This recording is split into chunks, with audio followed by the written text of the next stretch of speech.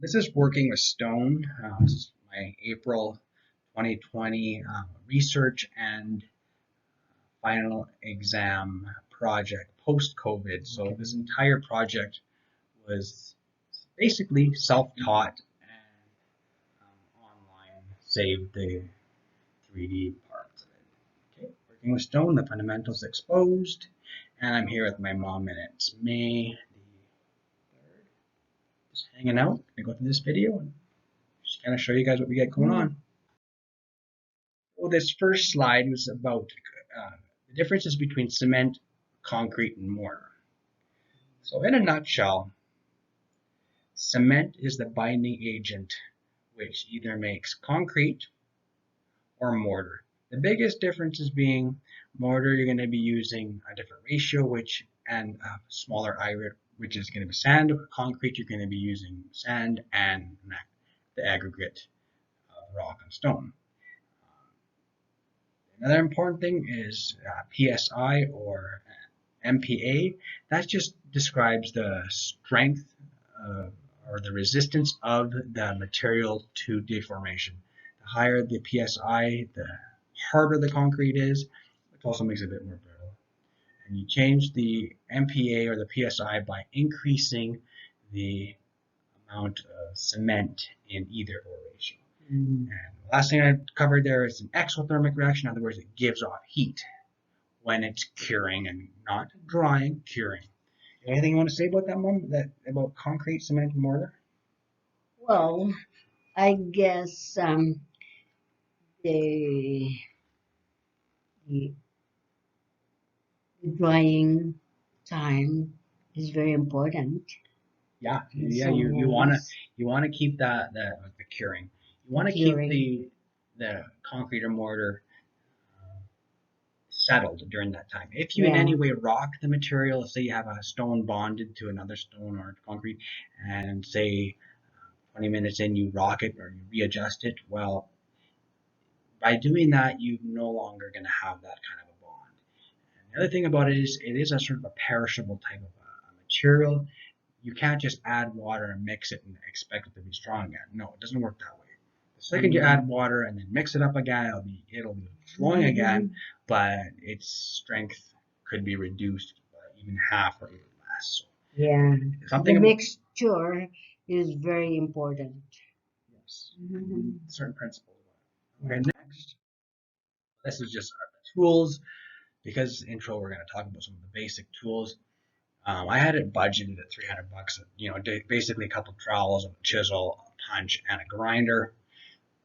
The reason I said $300 is because that's kind of the higher end of this cost. If you're smart, I think you can get all of these things secondhand, yeah, for almost free. Almost free. Or if you're into it, contact me. I'll give you these things almost free. Because I got multiples of everything. Next. Next, we're talking about medium stone manufactured or natural. Bottom line is natural is always the best, just like natural lighting is always the best.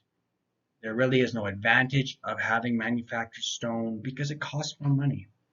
I mean, if you were slapping something together and you're downtown and you just had to have it done just for show and it's nothing to do with you or anything you want to put your name behind, well, then a manufactured stone may be the way to go because you're not paying for anything, you're just getting paid. But if it's anything that you want to make artistically unique and stand the test of time, nothing beats natural. Anything else to say about that, Mama? Nothing is better than natural if it's available. But in a way, I don't know where you could find them now. Is people wouldn't let you touch the stones in the beaches or something. Not unless you will be in the. Well, you just have to be. I get into it a little bit later here where you get stone. Okay. One thing you don't want to do is take it from private property without permission, and you don't want to take it from the side of the road without permission unless it's a landslide. But you still should have permission. Locating, and this is where we talked about it. You can find stone just about anywhere, public, private, quarries. Yeah, and we talk about you can even get stone brought to your house, delivered to your house.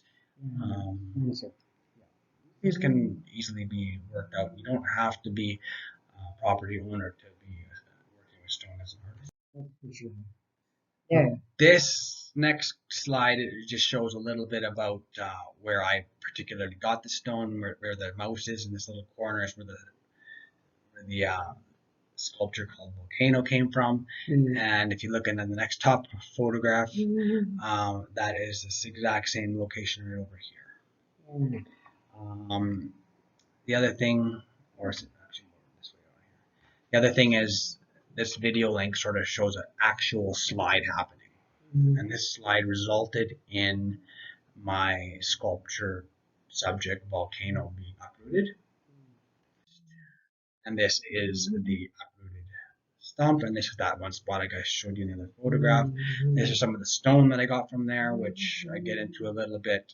It was less than ideal, but that's neither here nor there. We'll get into it soon. And this is the stone again. It's clearly a sliding area. A lot of the stone had been blasted, which is one choice.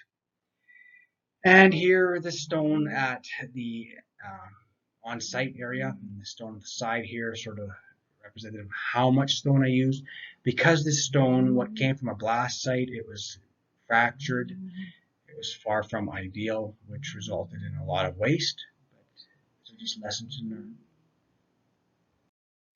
And then we talk about how the stone is arranged. There really is no right or wrong way. I did learn from Bill Peters' method. He described or called it his own method of Scotch bond, which talks about how the stone is placed and how no three stones share a single vertical joint, and how it just looks wrong when you do it. It's hard to describe. Sort of like, Mom, when you're playing piano, and remember I did the recitals, and I was playing the piano, and you know how when I played the wrong key, I reacted? Well, it really does sound wrong if you're listening for it. If you don't react, you might get away with it. And it sort of reminds you that. If you are looking, you have an eye for artwork, and you have an eye or an ear for music, you notice those things. And stonework is the same way. If you see something that's not right, you notice it. We just talked about consistency being the main thing. Anything else to say about joints or Bill Peters' work, Mom? Well, it is stonework is an artwork. So it in most cases it's not really the same as in different situations. Yeah, different situations, different kind of stone. And also, I guess it all depends on your mood. Mood? Yeah, mood definitely has a definitely for me, having a good mood definitely matters. Especially for paintings. If you're rushing something, it's really not going to work. But if it is like you're very particular of everything, and it's gonna take forever. Oh, particular. Now that you mention that, Bill did mention to me that if you are trying to make things too perfect, Yes, it backfires basically. That's right. You cannot be too perfect because it doesn't look good. There must be that sort of a freedom throughout the piece. That's right. Even if it's not quite following the rule, like the three in the line up there, one say on an angle, you can you don't want to spend time correcting something that because art is not always like the same, because it has to be all different in so many ways. It is not nothing is original with art in so many ways. Whatever comes in your mind and your imagination, that's what comes out. Exactly, and that's what I did on the foundation piece for Volcano. I stuck with Bill Peters' way on the Scotch bond on the side facing Bernard. The other three sides, I took liberties, which is what you're talking about. And this is a sketch from Bill Peters, sort of quickly at the moment. There he is up there. This is an arch with the Scotch bond on the top, and then some natural like river stone over here. And then what he was also describing to me as this sort of this cap piece here, you read a concrete. On the left here, this is the Volcano piece from the house side. And there's a steel framework that I left there temporarily. It's pretty. Thank you. Next. close up of the Scotch Bond form. It's, you know, I can't really tell, but really I did spend a lot of time here making these faces. All I had was an angle grinder. And over here, this is where I sort of took liberty to use some round stones. Yeah. And some of the pieces from the facing of the other stones I just kind of placed on the Broken pieces. Yeah. And then this piece I angled into sort of support. That's good for you.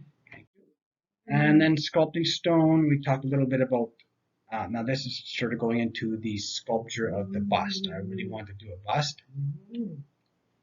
And I based a lot of the work on sculpturing artist Anna Rubicam. After watching her video process, in a nutshell, she uses, so say you come in there, she will make a model of your face out of clay. Then you get to go home. And she'll use that clay model as a representative piece for and measurements through, you know, prominent areas, ears, nose, eyes with a caliper. Unfortunately, I didn't do that part, so made it a bit harder, but I learned. Here we go. This is the left side. This is a concrete bust I did myself. It's a little bit scary because I had stuck my head in a bucket of Algasafe with breathing through a tube. Yeah. By myself, post-COVID, nobody wanted to come out. And then here is a piece of stone that I carved, sculpted out. I think it's granite, but it was very fractured. It's about as best I could get. There's some more views of it, left and right. Very abstract.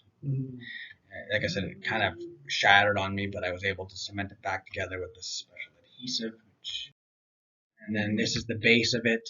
So after this base even cracked, when I was drilling, I ended up using silicone, made some pads, and then also put a design on there. And this is Volcano from the street side. Very pretty. I really especially like this part here.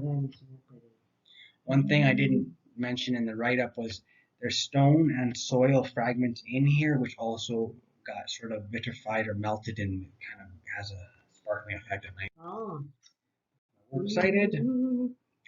And moving on to the artist statement, I just briefly got into where it came from and how the location of this sapling in 1807, I counted it as a, I think, 211-year-old piece of wood.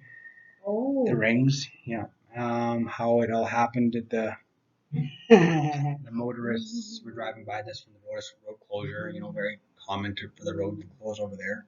Yeah.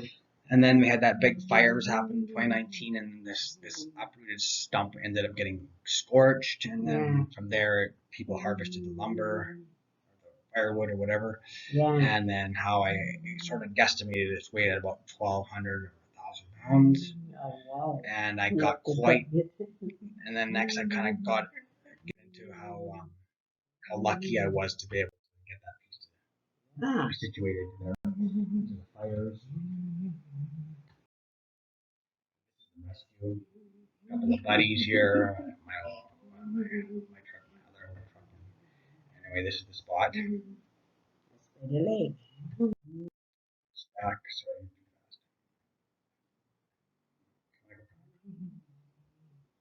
Anyway, I don't know if we can go back now. Anyway, we talked about a little bit about yeah, I should wonder if I can figure out how to get this back. We'll go back to that slide later. Anyway, this is a close-up of the one side. This is that, bless you. This is a close-up of that framework. Oh, yeah. I got quite lucky with the unloading by tying onto a tree here. Oh, that is dangerous in some ways. I was expecting to have to use a lift and a hoist or some kind of a crane, but it just was meant to be. Sometimes lucky how things work like that. What kind of tree is that? Douglas fir. Douglas. One of the things particularly I like is this part. Yeah, I really like that part. It's been a very much of a conversation piece. People resemble it to, you know, the thing or, you know, lips. Really looks fantastic at night. Volcano looking thing. More of the sort of the work in progress. Finished. Showing you the waist view from Bernard. there again, this piece, you could literally put your head through there. That's how big that is. Is that right? Well, pretty much. Another shot, and that's the end. I actually added up some extra videos here, links for you guys. One with Bill Peters himself, one of the unloading process, and I think the other one is just me doing a walk around the next morning. And then there's the ecosign.com website if you're interested in the artist, which is me. Anyway, that pretty much wraps it up. Anything you want to say to this video, Mom?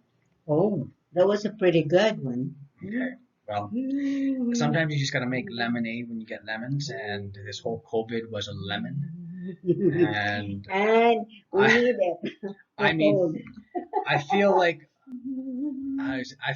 because of that, I was able to, because of the situation, the outbreak, pandemic, I was able to show, or I was able to use my artistic talents in a different kind of a way, which was able to take advantage of the fact that I can do things outside of the university on a much larger scale, such as that volcano and That's storm. true. I wouldn't have been able to do that at the university. So, in a nutshell, that's not too bad.